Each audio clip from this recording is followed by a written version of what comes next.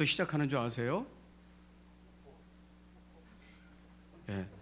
우리나라의 모든 도로는요, 어떤 분이 말씀하신 것처럼 목포에서 시작하는 거예요. 목포에 거기 가면 여기서부터 모든 도로가 시작된다 하고 도로 기점이 표시돼 있어요. 그래가지고 거기서부터 시작해가지고 일본 도로가 시작해가지고 정읍, 그 도로가 어딜 지나가요? 정읍으로 해가지고 서울로 가거든요. 모든 도로의 기점이 목포거든요. 목포. 하나님, 우리가 인생을 살면 어디서부터 인생을 시작해야 될까요? 목포에서 모든 도로가 시작된다면 어딘가부터 점을 찍고 시작해야 될 거 아니에요. 인생이란 어디서부터 시작해야 될까요? 어디서부터 출발하는 것이 진실한 시작점이 될까요? 기본입니다. 기본이 딱 갖춰져야 시작할 수 있는 거예요. 그래서 손흥민 아버지가, 세상에는 아버지도 있고 아버지도 있는데 아버지가 이렇게 얘기했어요. 모든 것은 기본에서 시작한다.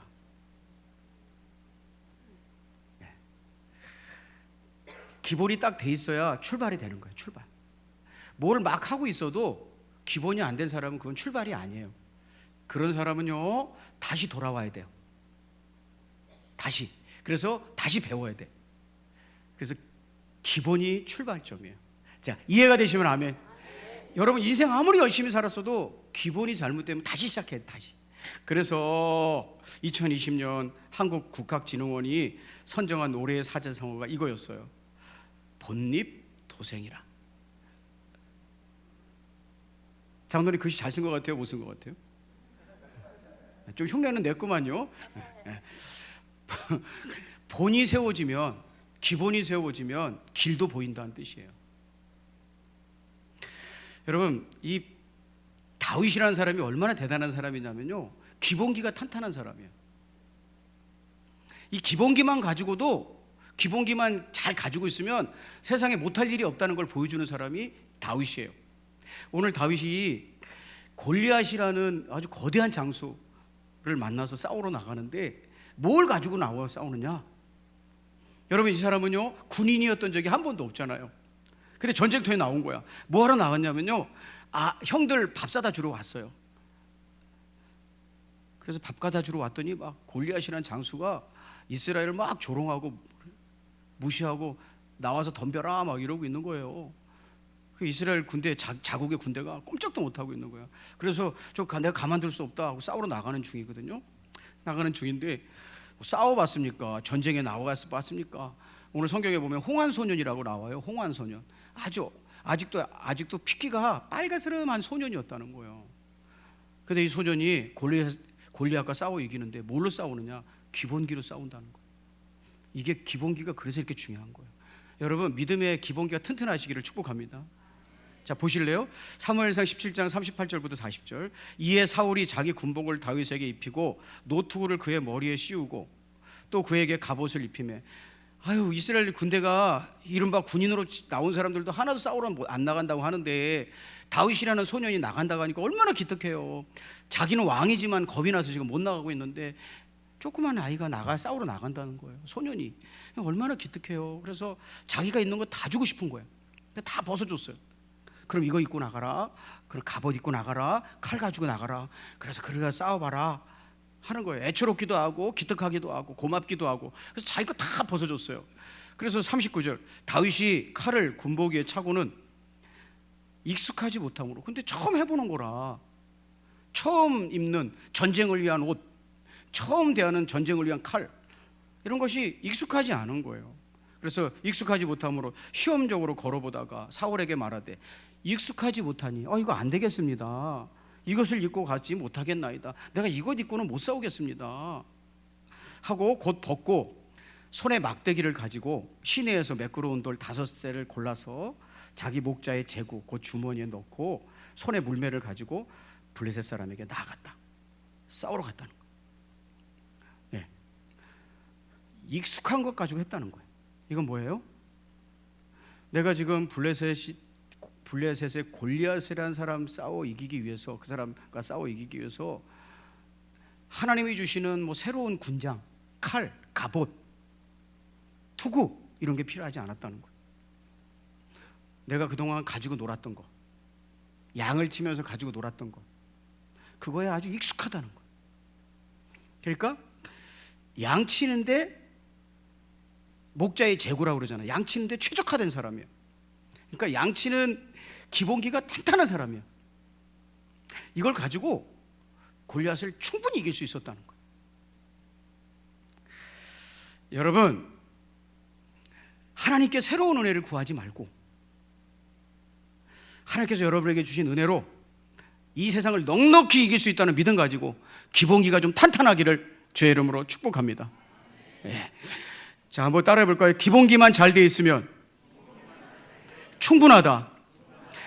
여러분, 하나님께서 여러분에게 매일 은혜를 퍼부어 주셔도 여러분이 기본기가 안 돼 있으면 그 은혜를 쓰질 못해요. 그리고 아침에 일어나서 또 은혜 달라고 그래요. 하나님 또 은혜 달라고. 또 하나님께서 물 붓듯이 은혜를 퍼부어 주셔도 또 일어나서 나는 공고합니다, 피곤합니다 이런다는 거예요. 기본기만 잘 갖춰주면 충분하다는 거예요. 여러분, 다윗의 기본기는 뭐였을까요? 올바른 믿음을 가지고 있었어요. 여러분, 믿음을 탄탄하게 가지면요 세상의 어떤 문제도 이길 수 있다는 거예요. 요한일서 5장 4절, 세상을 이긴 승리는 이것이니 곧 우리의 믿음입니다. 여러분이 돈이 없어서도 아니고요, 사람 잘못 만나서도 아니에요. 문제를 이기지 못하는 것은 믿음의 기본기가 탄탄하지 않았기 때문에. 여러분, 믿음 있으면 이기게 될 줄로 믿습니다. 그러니까 다윗이 보여주는 게 탄탄한 믿음이거든요. 이 사람은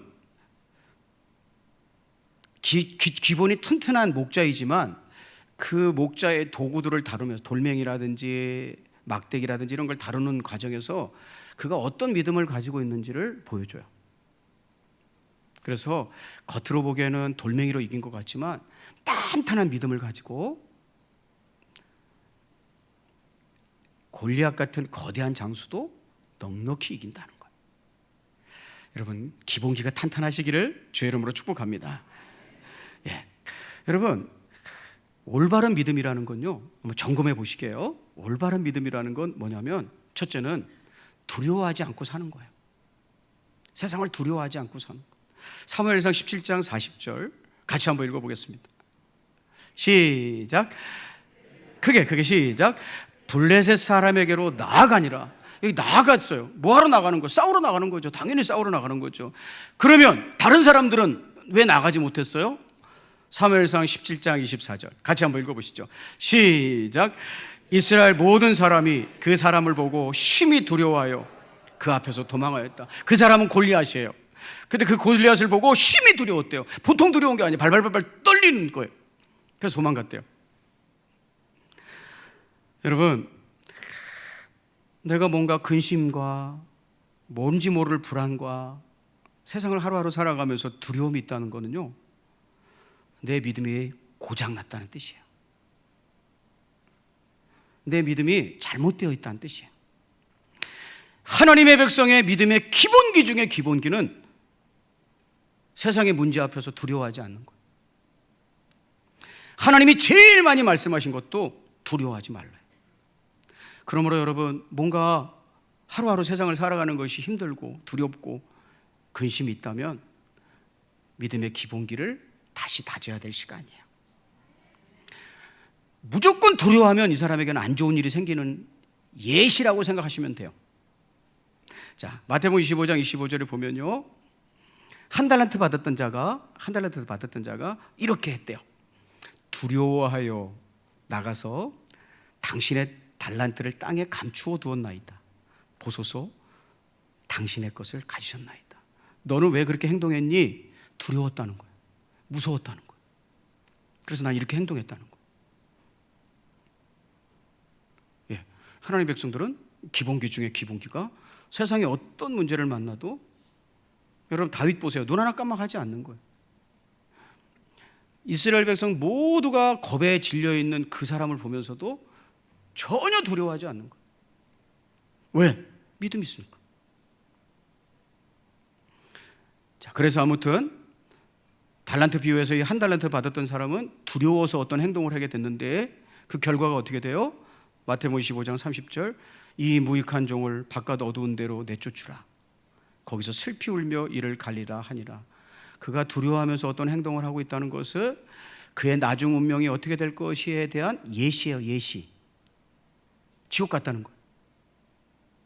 여러분이 오늘 하루하루를 살아가면서 근심과 원망과 이런 것들이 막 쏟아나고 있게 있다면 여러분의 미래가 어떻게 될 것인지를 보여주는 예시라고 생각하면 돼요. 뭐예요? 내 믿음이 문제가 있다라는 걸 보여주는 증상이거든요. 여러분, 두려워하고 근심하고 염려하는 것은 팔자도 아니고 운명도 아니에요. 믿음이 잘못되어 있는 거예요. 여러분, 바른 믿음의 서기를 결단하는 시간 되기를 주의 이름으로 축복합니다. 두려워하지 않는 것이 바른 믿음의, 올바른 믿음의 증거다, 이런 뜻이고요. 두 번째는 내 삶의 목적과 동기가 무엇인가가 내가 바르게 살아가고 있는지 올바른 믿음에 서 있는지의 가늠자예요. 다윗은요, 하나님을 믿는 믿음이 있었어요. 사무엘상 17장 45절 같이 한번 읽겠습니다. 시작. 다윗이 블레셋 사람에게 이르되 너는 칼과 창과 단창으로 내게 나아오거니와 나는 만군의 여호와의 이름 곧 내가 모욕하는 이스라엘 군대의 하나님의 이름으로 내게 나아가노라. 아멘. 난 하나님 믿고 너한테 나가는 거야, 이렇게 얘기했어요. 그런데 골리앗도 그렇게 얘기하네요. 자, 다윗은 나 하나님 믿고 너한테 간다 그러는데 골리앗도 신을 믿고 있었습니다. 사무엘상 17장 43절 블레셋 사람이 다윗에게 이르되 내가 나를 개로 여기고 막대기를 가지고 내게로 나왔느냐 하고 그의 신들의 이름으로 다윗을 저주하고, 골리앗도 신들의 이름을 불렀어요. 다윗도 하나님의 이름을 의지했어요. 자, 다윗도 하나님 찾고 골리앗도 자기 신들을 의지했는데 결과는 달라요. 내가 이긴다. 골리앗은 내가 이긴다. 나는 너를 이길 수 있다. 하나님을 의지하고 난 나가서 너를 이길 수 있다. 다윗이 말했고 골리앗도 그렇게 얘기했어요. 내 말이 그 말이다. 내가 너를 이기겠다. 이렇게 얘기했어요. 여러분, 서로 다른 믿음을 가지고 있잖아요. 누가 올바른 믿음의 사람일까요? 서로 확신하고 있어요. 승리할 것으로 확신하고 있어요. 여러분, 참된 믿음과 잘못된 믿음은 이것을 통해서 가늠하는 거예요. 여러분, 골리앗의 싸움의 목적과 동기는, 그러니까 한마디로 골리앗은 왜 싸우려고 하는가, 이 전쟁에 왜 나왔는가. 사무엘상 17장 44절 그 블레셋 사람이 또 다윗에게 이르되 내게로 오라. 내가 내 살을 공중의 새들과 들짐승들에게 주리라 하는지라. 내가 어떤 사람인지 너한테 보여줄게. 내게로 오라. 내가 이렇게 얘기했어. 내가 어떤 사람인지를 너에게 보여주겠다는 거. 자기 증명이죠. 그러니까 신들을 의지하고 그가 신들을 의지하고 종교 생활을 하고 있는 이유는 자기 증명이에요. 내가 이런 사람입니다를 나타내기 위한 것이었다는 거죠. 다윗은 그렇지 않아요. 다윗은 왜 싸우러 나가는가? 다윗의 싸움의 목적과 동기예요.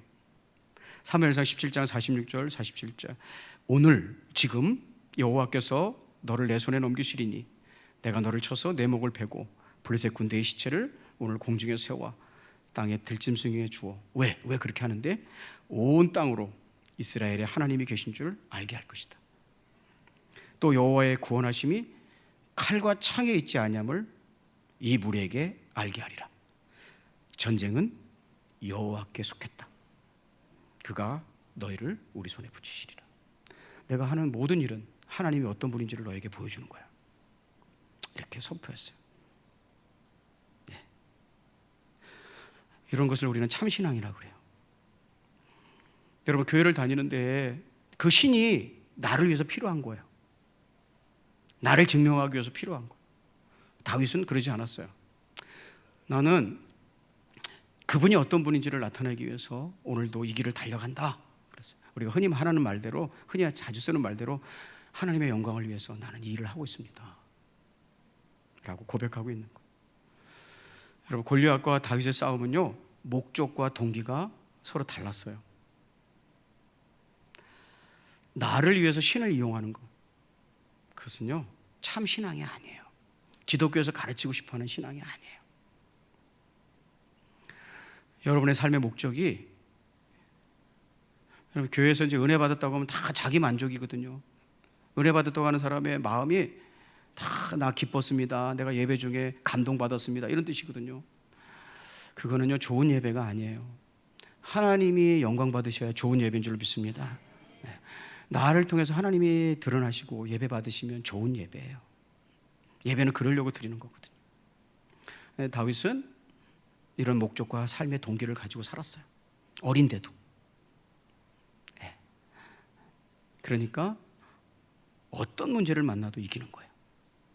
세 번째, 마지막 세 번째는 무엇이 변화되는가예요. 무엇이 변화되는? 여러분, 나를 통해서 자꾸 하나님이 나타나게 내가 삶을 산다면 나는 작아지겠죠. 겸손해지겠죠. 네. 어떤 신들을 통해서 내가 사업도 잘 돼가지고 내가 좀 더 잘 되고 몸이 안 아팠는데 아프지 않았는데 아팠는데 치료되고 이래서 더 좋은 내가 되고 막 이렇게 하는 것을 신들을 통해서 하려고 하면 나는 인격적으로 변화되지 않겠죠. 그래서 가짜 믿음은요 나를 위해서 환경과 다른 사람이 변화되어야 된다고 생각하는 거예요. 올바른 믿음은요 내가 변해야 된다고 깨닫는 거예요. 골리앗의 신들은 골리앗을 돋보이게 만드는 존재들이어야 했어요. 자기를 도와주고 싸움에서 이기게 해야 됐어요.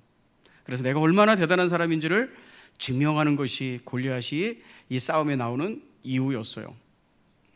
그게 오늘 말씀 중에 강조되는 내가예요. 내가. 그러면 다윗은 왜 싸웠는가?